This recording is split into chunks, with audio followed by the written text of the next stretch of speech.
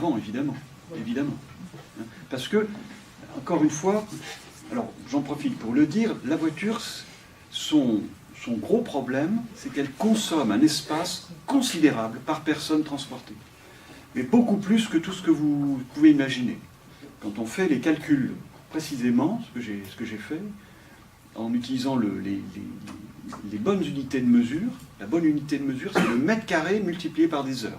Le mètre carré heure.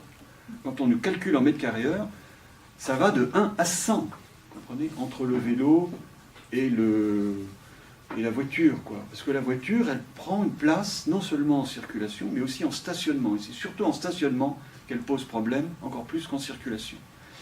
Et une voiture a besoin de 3 places, à peu près, 3 places. Et quand je dis ça, je suis plutôt en dessous de ce qu'on dit d'habitude. D'habitude, on dit 4 places. Moi, j'ai fait les calculs, on est plutôt à 3.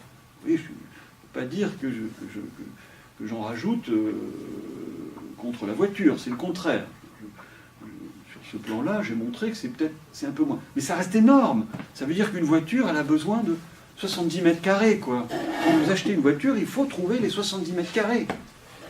Uniquement en stationnement. Et puis, alors que, en logement, la moyenne des Français utilisent 40 mètres carrés. Ce qui est beaucoup, hein, à cause des résidences secondaires, à cause de trucs comme ça. Paris, évidemment, beaucoup moins, hein, vous le savez. C'est pas 40 mètres carrés que vous avez, hein, là où vous logez. Bon. Par personne. Et en bureau c'est 12,5 mètres carrés, à peu près. 12,5 mètres carrés. Donc, espace de réunion et couloir compris. Parce qu'on a de plus en plus de bureaux paysagers, on est à plusieurs par bureau, enfin, dans les services, les directions ont compris que les bureaux paysagers, c'était un gain extraordinaire en espace de bureau. Hein. Donc, les mètres carrés ont fondu. Vous comprenez, vous voyez, la voiture, rien qu'en stationnement, consomme déjà plus que vous en logement et emploi.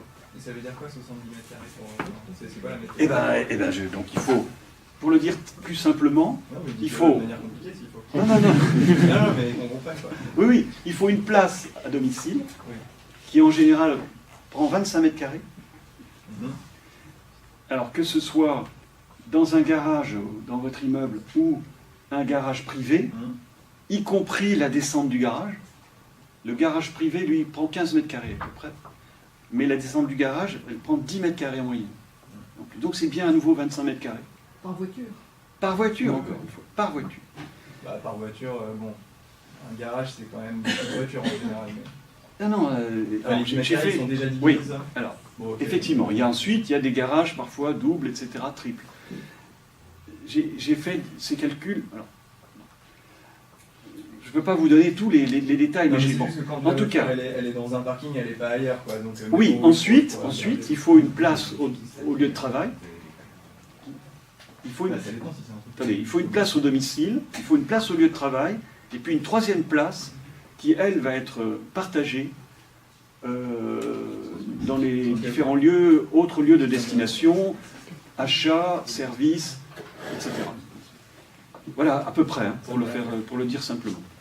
Ce qu'il faut peut-être préciser, c'est qu'une voiture, 95% de son temps, elle est stationnée. Oui, bien sûr. Ça, c'est archi connu, tout le monde le sait. 95% du temps, elle est stationnée. Oui. Mais ce qu'on sait moins, c'est que elle est stationnée sur des places qui sont complètement sous-utilisées. Par exemple, la place de stationnement à la jardinerie, c'est les gens n'y viennent qu'au printemps, en gros. Donc tout est le parking est dimensionné pour les gens qui viennent au printemps à la jardinerie, quoi. Le reste du temps, c'est vide. Moi, j'estime qu'à la jardinerie, le taux d'utilisation, c'est 8%. 8%. Sinon, c'est vide, quoi. C'est un gâchis fantastique. Mais au lieu de travail, je connais quantité de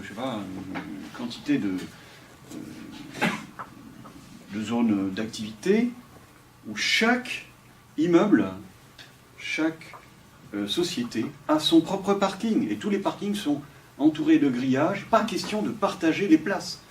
Et évidemment, c'est un autre gâchis, etc. Bon, voilà. Bon, mais on va revenir au vélo. Le vélo, c'est un gain d'espace considérable. Considérable. C'est ça l'intérêt déjà.